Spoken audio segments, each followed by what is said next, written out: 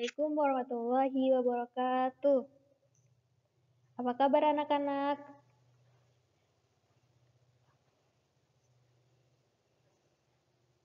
Alhamdulillahirrabbilalamin. Assalatu wassalamu ala ashrafil anbiya'i wal mursalin.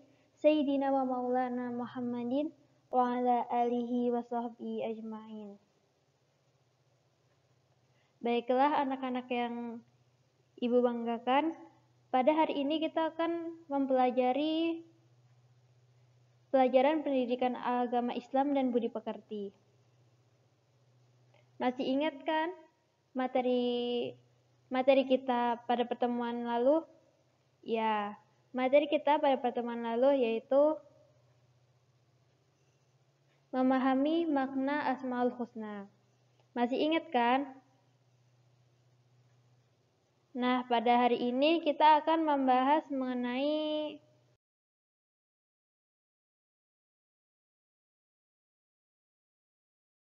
ibadah kepada malaikat-malaikat Allah.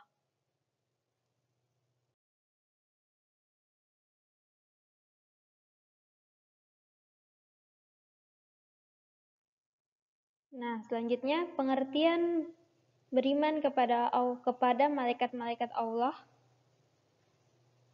Iman secara bahasa artinya percaya atau yakin. Iman dari segi istilah artinya meyakini setulus hati yang mengakar kuat, menguatkan dengan lisan, dan mengamalkan dengan seluruh anggota badan atau perbuatan. Menurut M. Quraish Shihab, kata malaikat berasal dari bahasa Arab, yaitu malaikah, yang merupakan bentuk jamak dari kata malak, yang terambil dari kata la'aka, yang berarti menyampaikan sesuatu. Jadi, malak atau malikah yaitu makhluk yang menyampaikan sesuatu dari Allah Subhanahu wa taala. Dengan menurut istilah, malaikat adalah makhluk gaib yang diciptakan Allah Subhanahu wa taala dari cahaya sebagai utusan Allah yang taat, patuh, serta tidak pernah membangkang terhadap perintah-perintahnya. Iman kepada malaikat adalah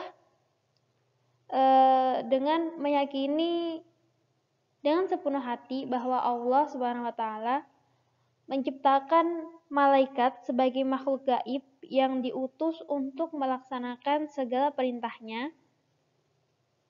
Orang yang mengimaninya akan senantiasa menggunakan seluruh anggota badannya untuk berhati-hati dalam berkata-kata atau berbuat sesuatu.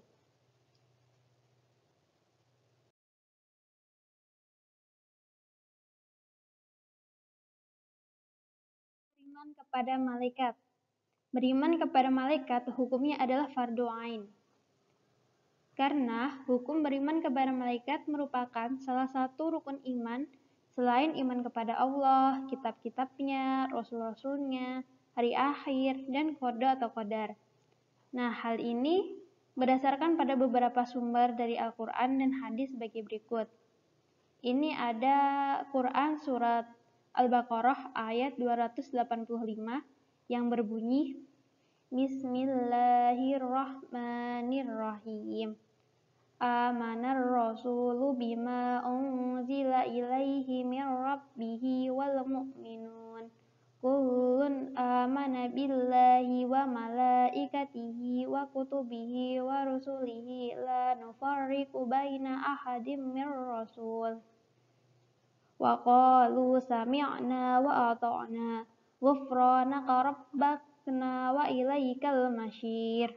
Nah, itu tadi bunyi Quran surat Al-Baqarah ayat 285 yang artinya Rasul beriman kepada apa yang diturunkan kepadanya dari Tuhannya, demikian pula orang-orang yang beriman.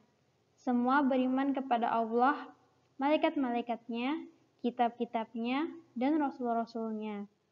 Kami tidak membedakan seorang pun dari rasul-rasulnya. Dan mereka berkata, kami dengar dan kami taat.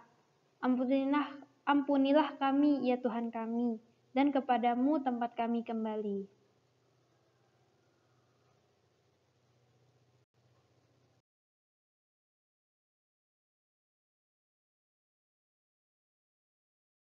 Ini ada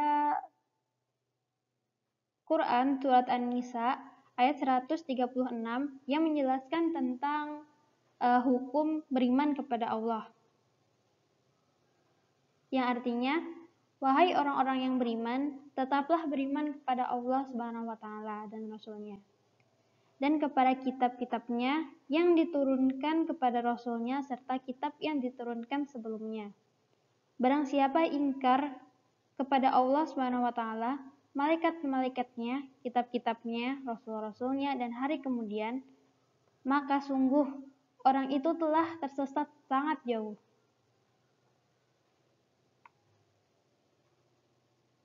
Selanjutnya, ini ada hadis yang diriwayatkan oleh Bukhari dan Muslim, yang artinya diriwayatkan dari Abu Hurairah radhiyallahu an bahwa pada suatu hari Rasulullah Shallallahu Alaihi Wasallam muncul di tengah orang yang banyak.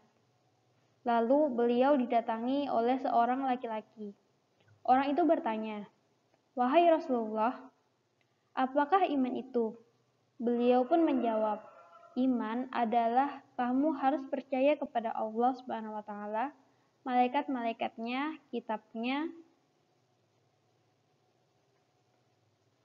pertemuan dengannya, rasul-rasulnya, dan kebangkitan di hari akhir." Hadis riwayat Bukhari dan Muslim.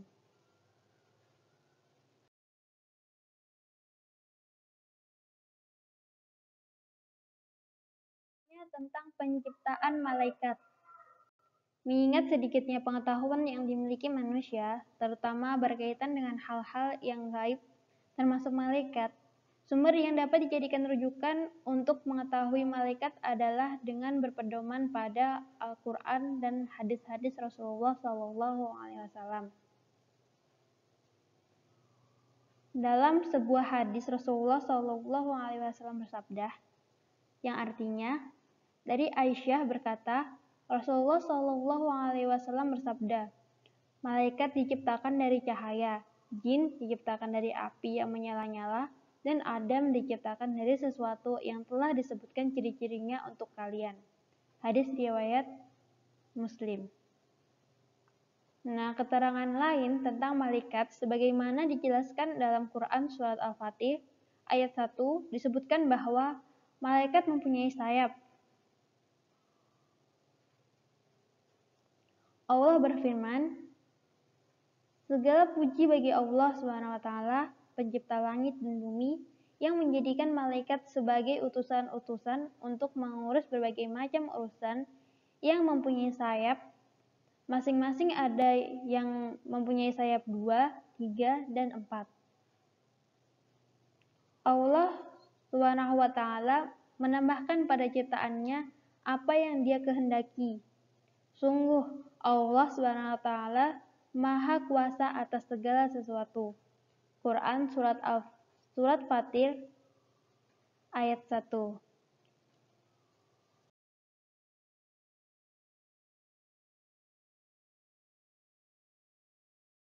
Jumlah malaikat. Karena sifatnya gaib, berapa jumlah malaikat secara terrinci sebagaimana manusia hanya Allah SWT yang tahu. Namun demikian, keterangan hadis berikut dapat memberikan penjelasan tentang banyaknya jumlah malaikat. Hadis berikut menggambarkan banyaknya jumlah malaikat. Perhatikan hadis dari Ali radhiyallahu an berikut. Yang artinya, dari Ali radhiyallahu an berkata, aku mendengar Rasulullah Shallallahu Alaihi Wasallam bersabda, barang siapa mengunjungi saudaranya sesama muslim, maka seakan ia berjalan di bawah pepohonan surga hingga ia duduk. Jika telah duduk, maka rahmat akan melingkupinya. Jika mengunjunginya di waktu pagi, maka 70.000 malaikat akan bersolawat kepadanya hingga sore hari. Dan jika ia mengunjunginya di waktu sore, maka 70.000 malaikat akan bersolawat kepadanya hingga pagi hari. Hadis riwayat Ibnu Majah. Banyaknya jumlah malaikat tersebut menggambarkan betapa maha kuasanya Allah Subhanahu wa taala. Karena dengan jumlah malaikat yang demikian banyak, sangat mudah bagi Allah Subhanahu wa taala untuk mengetahui gerak-gerik serta tingkah laku manusia.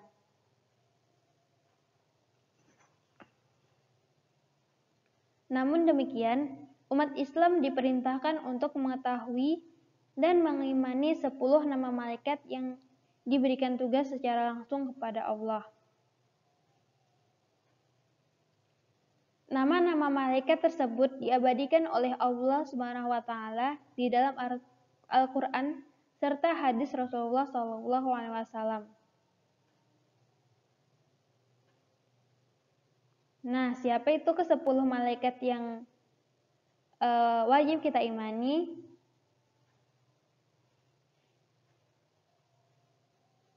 Mari kita pelajari di slide selanjutnya.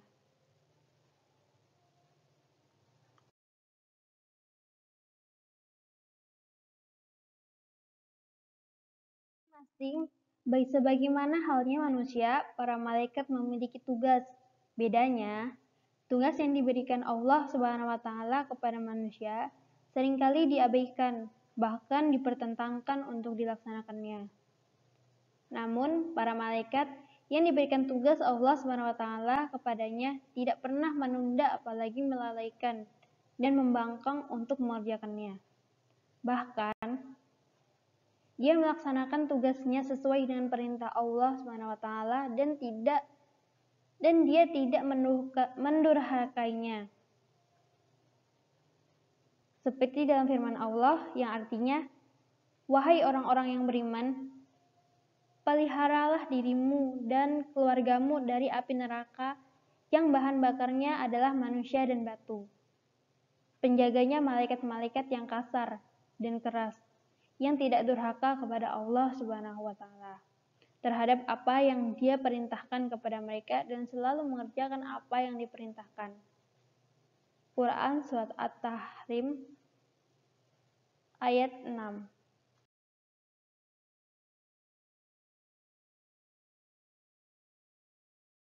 Malaikat Allah Subhanahu wa taala. Nah, ini ada beberapa tugas-tugas malaikat. Di antaranya beribadah kepada Allah Subhanahu wa taala dengan bertasbih kepadanya siang dan malam tanpa rasa bosan atau terpaksa. Yang kedua, membawa wahyu kepada para nabi dan rasul. Yang ketiga, memohon ampunan bagi orang-orang yang beriman. Yang keempat, yaitu tugas malaikat meniup sangkakala. Yang kelima, mencatat amal perbuatan, baik itu buruk dan juga baik. Selanjutnya, yaitu mencabut nyawa, dan yang selanjutnya lagi, memberi salam kepada ahli surga. Masih banyak lagi tugas-tugas malaikat yang lain. Ini hanya beberapa saja yang Ibu jelaskan di sini ya.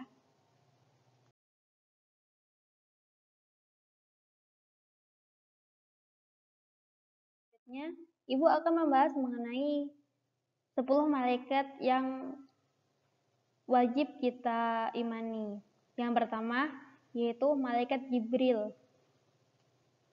Malaikat Jibril dikenal juga sebagai penghulu para malaikat. Ia adalah satu dari ketiga malaikat yang namanya disebut dalam Al-Quran. Nama malaikat Jibril disebut 2 kali dalam Al-Quran, yaitu pada Quran Surat Al-Baqarah ayat 97 sampai 98 dan Quran Surat At-Tahrim ayat 4. Malaikat Jibril memiliki beberapa nama lain atau julukan, diantaranya adalah Ruhul Amin dan Ruh Al-Qudus. Adapun tugas utamanya yaitu menyampaikan wahyu dari Allah Subhanahu wa taala kepada para nabi dan rasulnya. Malaikat Jibril pula yang menyampaikan berita kelahiran Nabi Isa alaihissalam kepada ibunya Maryam dan menyampaikan Al-Quran kepada Nabi Muhammad SAW. Dalam kisah suci perjalanan Isra Mi'raj, sesampainya di pos perjalanan Sidratul Muntaha, Malaikat Jibril tidak sanggup lagi mendampingi Rasulullah SAW untuk terus naik menghadap Allah SWT. Ia berkata, "Aku sama sekali tidak mampu mendekati Allah SWT. Perlu waktu 60.000 tahun lagi aku harus terbang untuk dapat aku capai. Jika aku terus juga ke atas, aku pasti hancur luluh." Maha suci Allah. Ternyata malaikat Jibril alaihissalam saja tidak sampai kepada Allah SWT.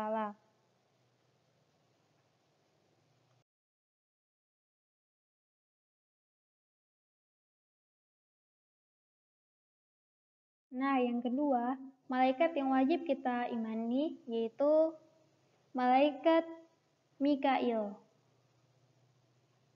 Malaikat Mikail adalah malaikat yang diberi tugas untuk mengatur urusan makhluk Allah Subhanahu wa taala, sekaligus mengatur rezeki terutama kepada manusia.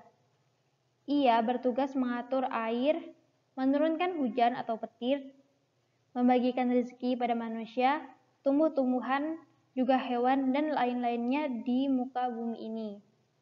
Malaikat Mikail termasuk salah satu malaikat yang menjadi pembesar seluruh malaikat selain malaikat Jibril. Di samping bertugas membagi rezeki dan hujan, malaikat Mikail juga sering mendampingi malaikat Jibril dalam menjalankan tugas-tugasnya. Di antaranya tugas yang pernah dilakukan bersama malaikat Jibril antara lain yang pertama, ketika malaikat Jibril menjalankan tugas membelah dada Nabi Muhammad SAW untuk dicuci hatinya karena akan diisi dengan iman, Islam, yakin, dan sifat yang baik. Ia mengambil peran sebagai pengambil air Al-Kautsar atau air Zam-Zam untuk dijadikan sebagai pencuci hati Nabi Muhammad SAW.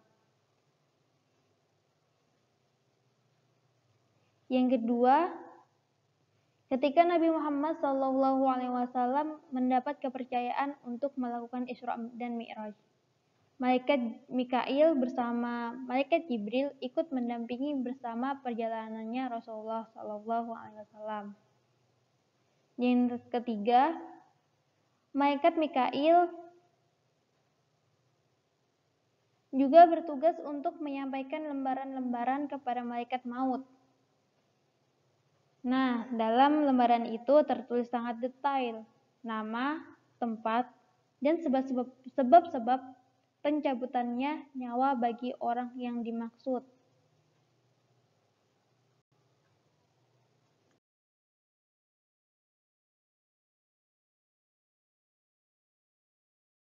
Ini adalah malaikat Israel. Malaikat Israel diberi tugas mencabut nyawa semua makhluk, termasuk dirinya sendiri. Beliau dikenal juga dengan sebutan malaikat maut. Ia merupakan salah satu dari 4 malaikat utama selain Jibril, Mikail, dan Israfil.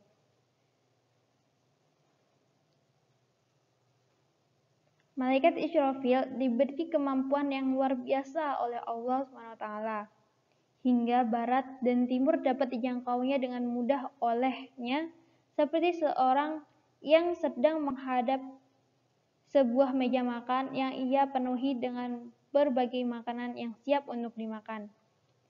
Ia juga sanggup membolak-balikan dunia sebagaimana kemampuan seorang sanggup membolak-balikan uang.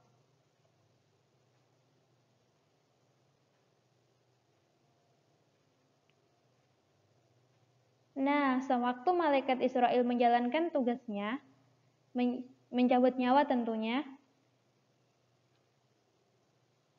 ia akan turun ke dunia bersama-sama dengan dua kumpulan malaikat, yaitu malaikat rahmat dan malaikat azab, untuk mengetahui di mana seseorang akan menemui ajalnya. Adalah tugas malaikat arham.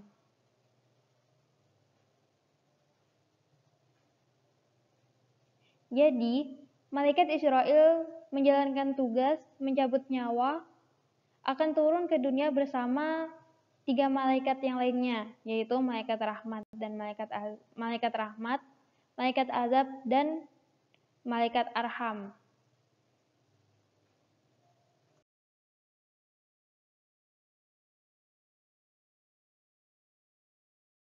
Selanjutnya malaikat Israfil.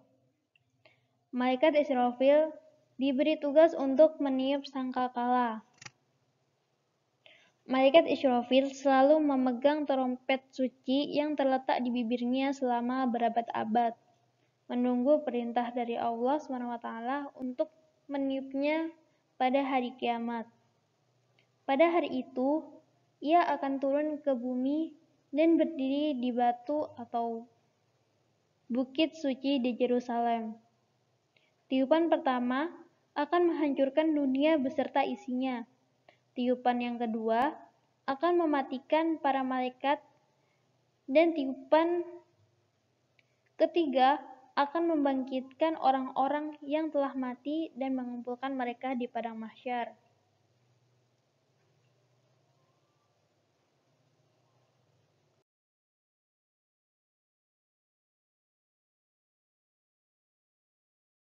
Selanjutnya adalah malaikat Munkar dan malaikat Nakir. Malaikat Munkar diberi tugas untuk bertanya kepada orang yang sudah mati di dalam kubur bersama dengan malaikat Nakir. Nah, selanjutnya malaikat Nakir. Di sini malaikat Munkar dan malaikat Nakir adalah dua malaikat yang bertugas menanyakan dan menguji iman orang yang sudah mati di dalam kubur. Pemeriksaan akan dimulai ketika pemakaman selesai dan orang terakhir dari jamaah pemakaman telah melangkah 40 langkah dari kuburan tersebut. Nah, malaikat Munkar dan malaikat Nakir menanyakan 3 pertanyaan. Yang pertama, siapa Tuhanmu? Siapa nabimu? Apa agamamu? Apa kitabmu? Dan di mana kibatmu? Juga, siapa saudaramu? Seorang mukmin yang saleh akan merespon dengan benar, mengatakan bahwa Tuhan mereka adalah Allah SWT. Muhammad adalah nabi mereka, agama mereka adalah Islam, Al-Quran adalah kitab mereka, Ka'bah adalah kiblat mereka, dan muslimin dan muslimat adalah saudara mereka. Jika mereka benar, waktu yang dihabiskan untuk menunggu hari kebangkitan adalah menyenangkan. Mereka yang tidak menjawab seperti yang dijelaskan di atas, dihukum sampai hari penghakiman.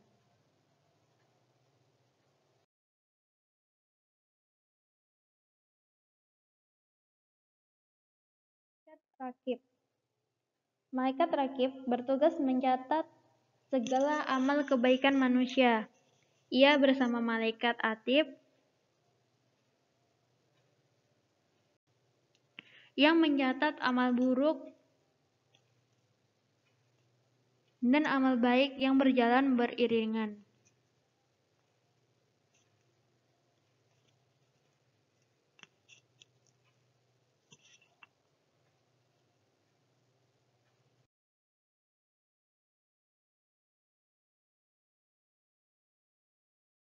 Malaikat Atib.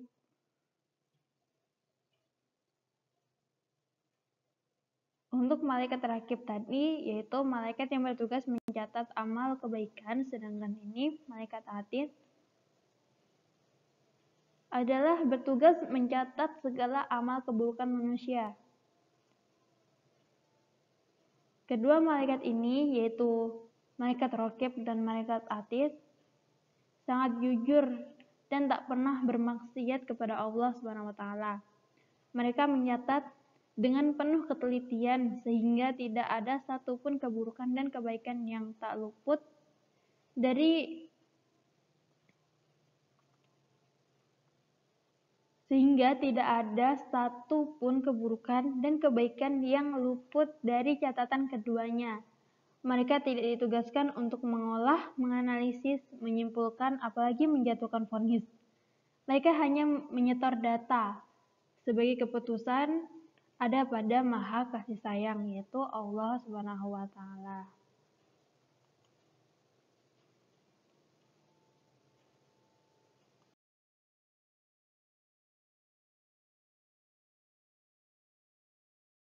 Ini adalah malaikat Malik.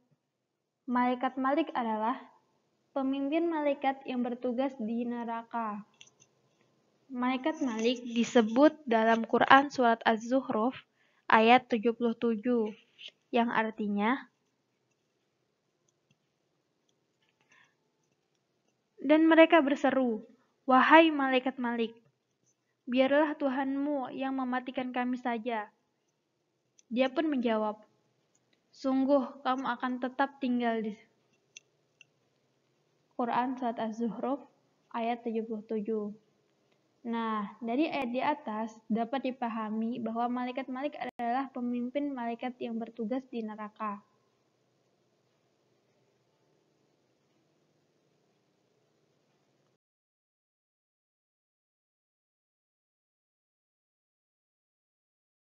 Nah, ini malaikat ke-10 yaitu malaikat Ridwan.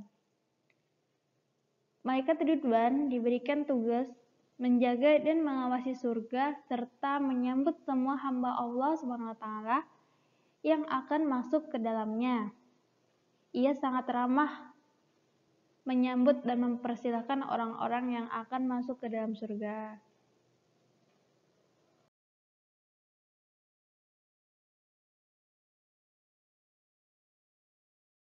Nah, di atas tadi kita telah membahas 10 malaikat beserta tugasnya. Nah, selanjutnya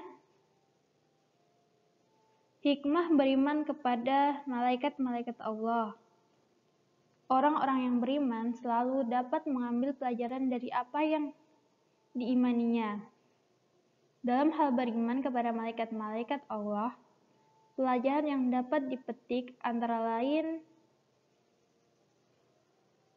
menambah keimanan dan ketakwaan kepada Allah Subhanahu wa taala, senantiasa hati-hati dalam setiap ucapan dan perbuatan serta segala apa yang dilakukan manusia tidak luput dari pengamatan malaikat Allah Subhanahu wa taala. Menambah kesadaran terhadap alam wujud yang tidak dijangkau oleh panca indera, menambah rasa syukur kepada Allah Subhanahu wa taala karena melalui malaikat-malaikatnya manusia memperoleh banyak karunia. Yang kelima, menambah semangat dan ikhlas dalam beribadah walaupun tidak dilihat oleh orang lain ketika melakukannya. Namun, malaikat selalu mencatat apa yang kita lakukan. Yang keenam, menumbuhkan cinta kepada amal soleh karena malaikat selalu siap mencatat amal kita. Dan yang ketujuh, semakin giat dalam berusaha karena tidak ada rezeki yang diturunkan Allah SWT tanpa usaha dan kerja keras kita. Nah, ini ada beberapa hikmah beriman kepada malaikat Allah SWT.